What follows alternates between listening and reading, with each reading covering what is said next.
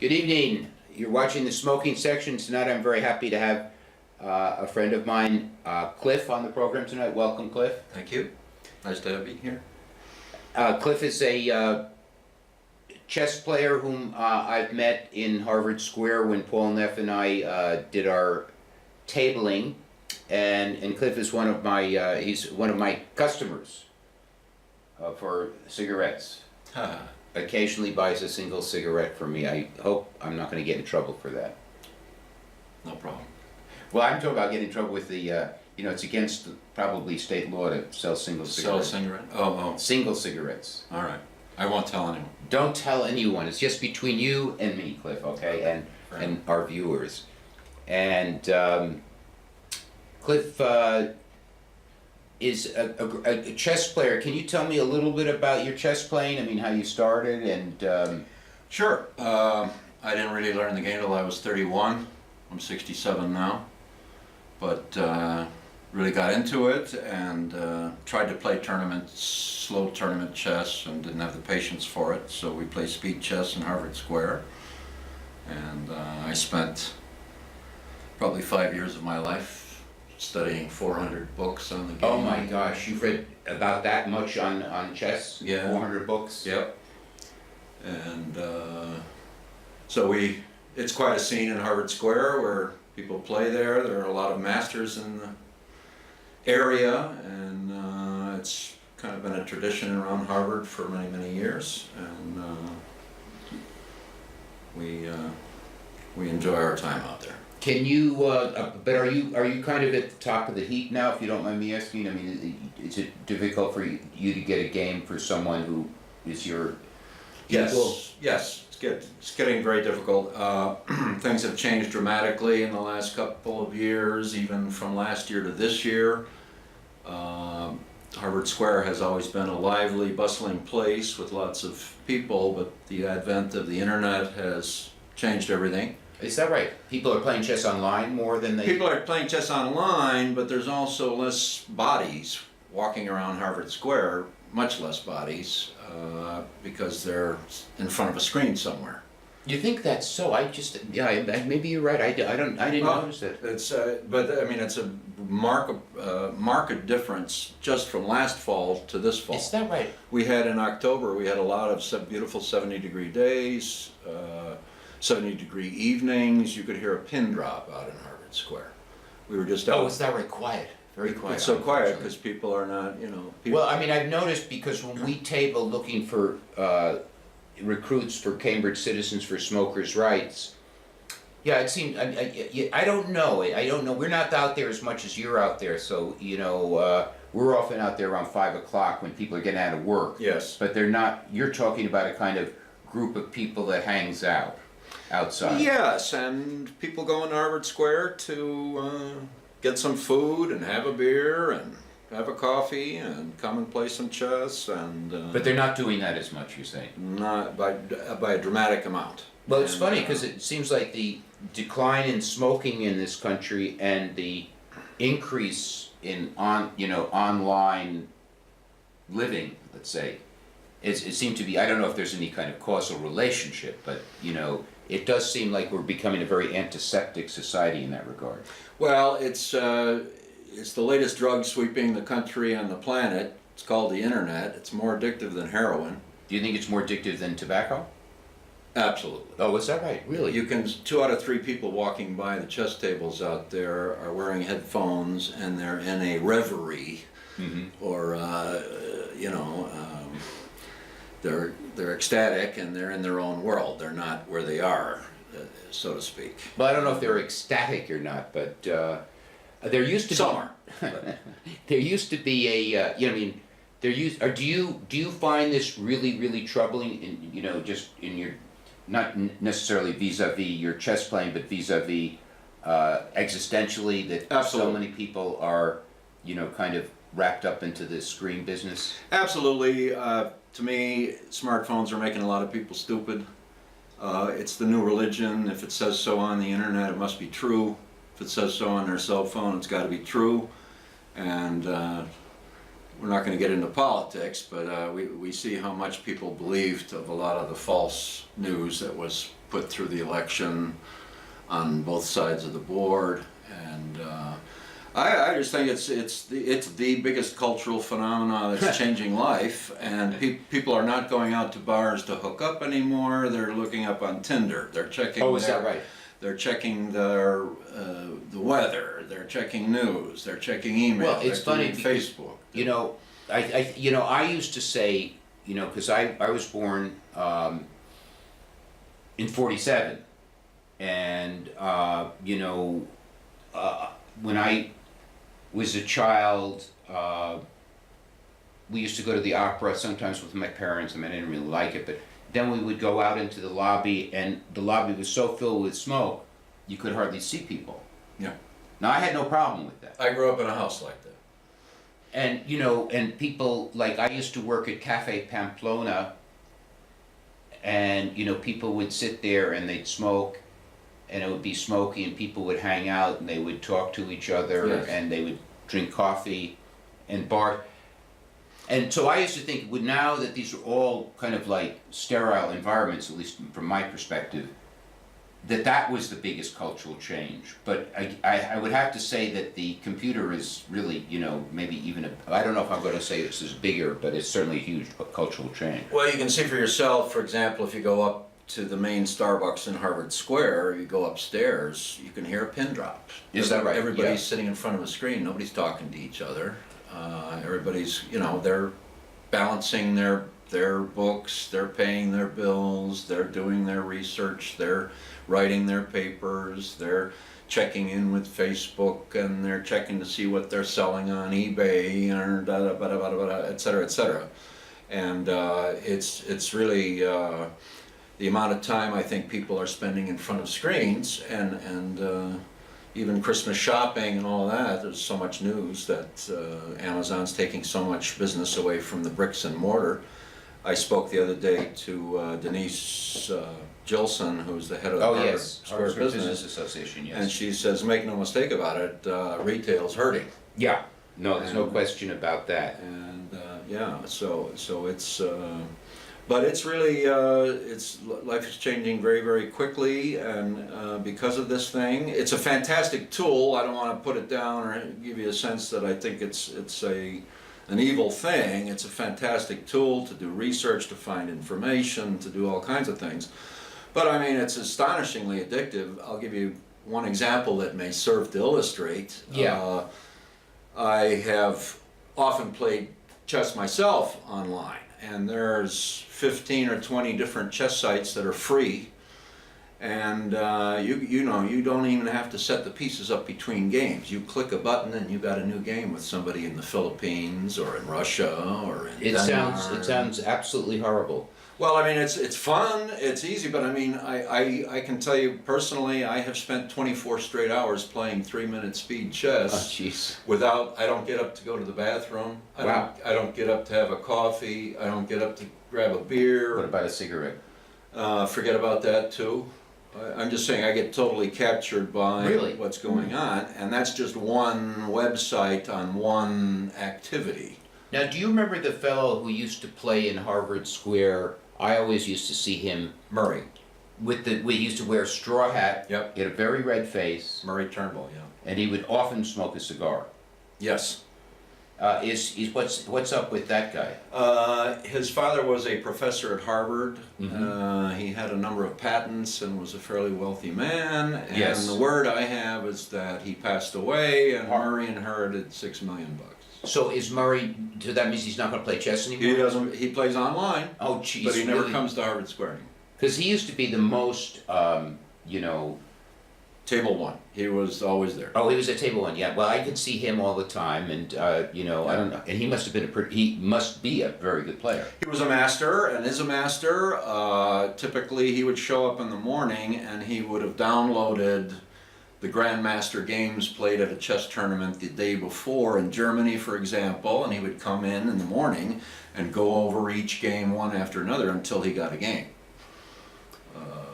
So. Well, I miss Murray. You know what? Now, you said that, as I say, you've been a client of mine, one of my single cigarette clients, and We won't talk about it. how do you like to be gouged? I mean, 25 cents a cigarette. I know, That's a pretty high price, right? It's a tough one. But it's an artisanal cigarette. So Yes. that makes all the difference in the world. Absolutely. You know, like artisanal beers and Yes. that sort of stuff. Yes. And artisanal whiskey. And Plus, there's the pleasure of encountering you and Oh, your that's very company kind of you. That's and, very kind of your wisdom. on yes, it. it's a certain exchange. You know, Yes. business is as a way of exchanging. You know, Yes. but you know, there was a very serious case where a man was killed in the process of selling single cigarettes. Yes. Eric By an illegal police chokehold. Eric Garner. Yes. And he was selling single cigarettes, and the reason his business was so good, I guess, is because the tax on cigarettes is so great. In Manhattan, in New York City, the tax on a package of cigarettes is $8.50 tax total on a pack. On a pack, yeah. And what does it sell for? The cigarettes in New York sell for about $14 a pack. Yeah, okay. I've talked to several people around the chess tables who regularly go to New Hampshire, where Yeah. they get them for $6 or something like that. They You can buy get them like for $6. You might be able to get them for $6 a pack. three A cartons. carton at for a time. $63. Yeah, yeah.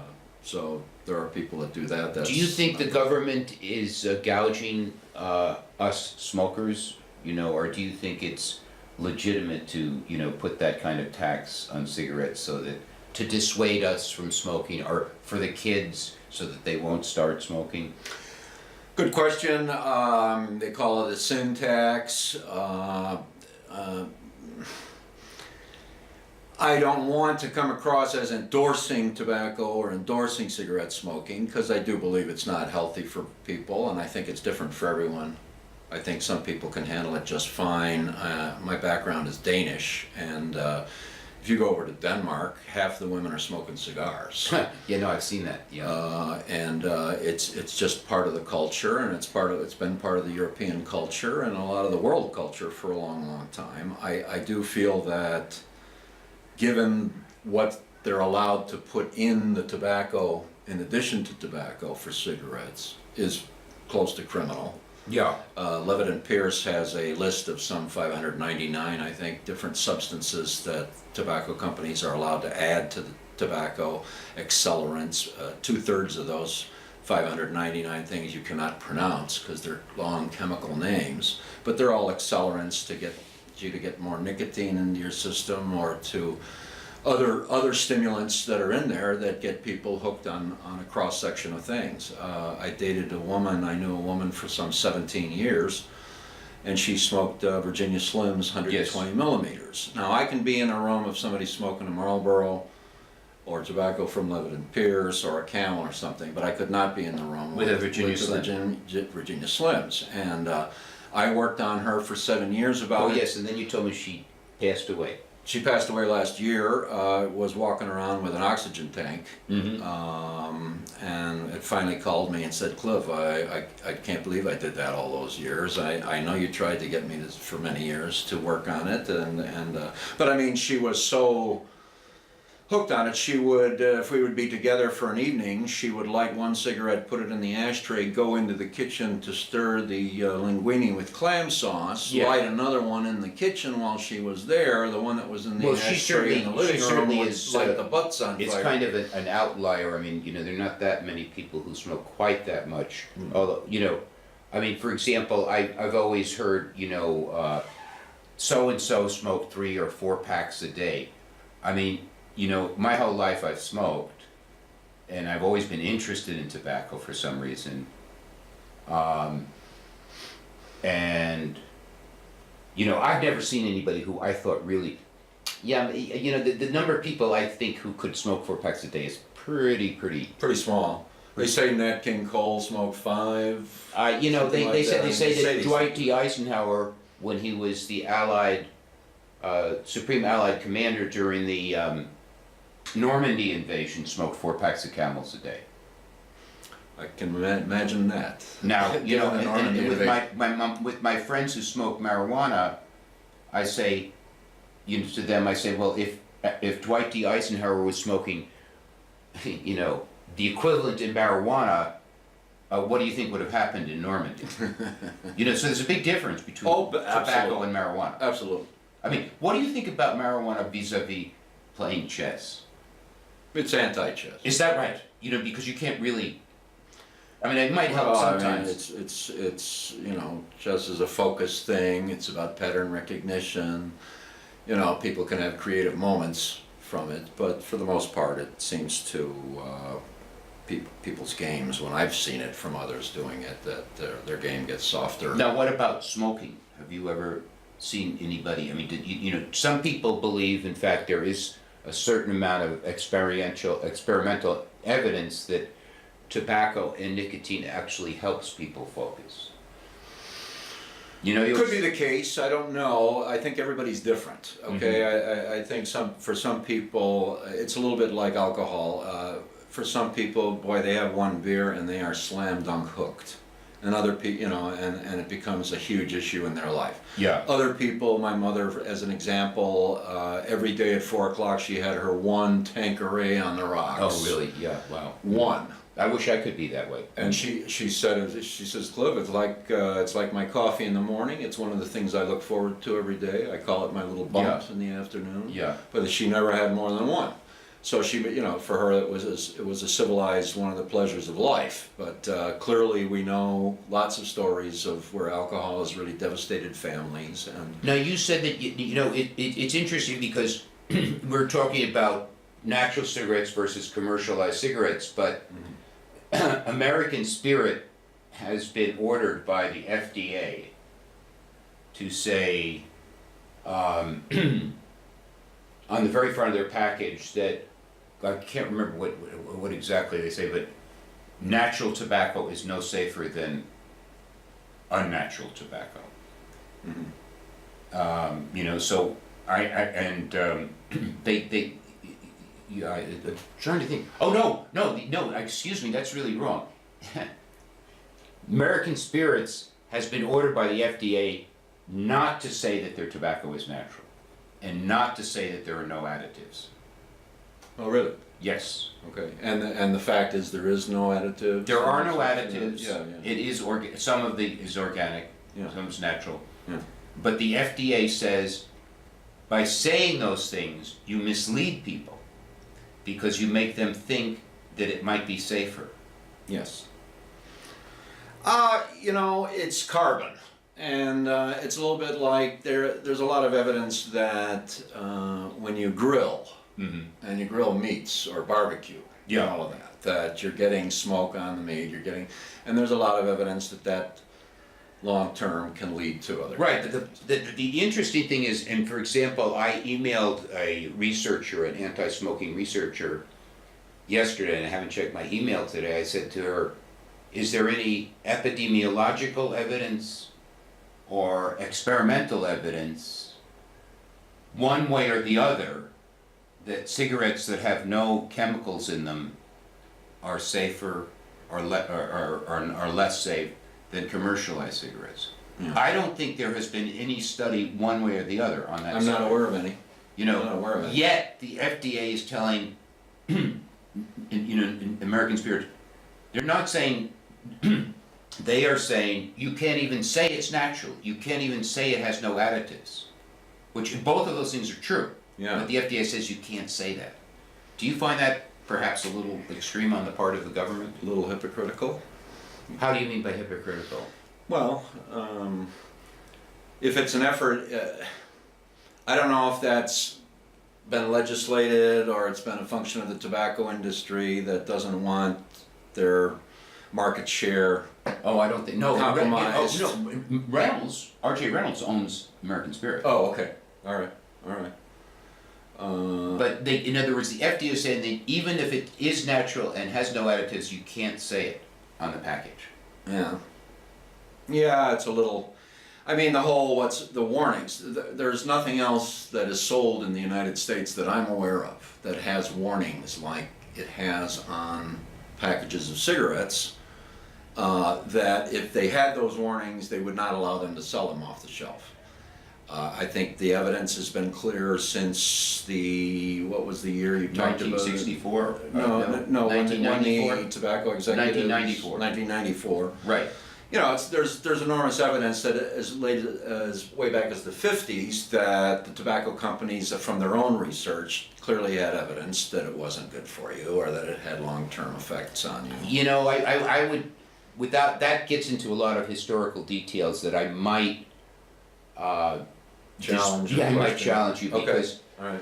you know, well, without getting into all of that, those weeds, Okay. you know, because it gets endless, but tell me a little bit about when you know, you said your family was, there were a lot of cigar smokers when you were... I grew up in a house. My father smoked cigars. My grandfather from Denmark stayed with us 6 months at a time. He smoked cigars and pipes all day long. The curtains in the house were yellow. Mm-hmm.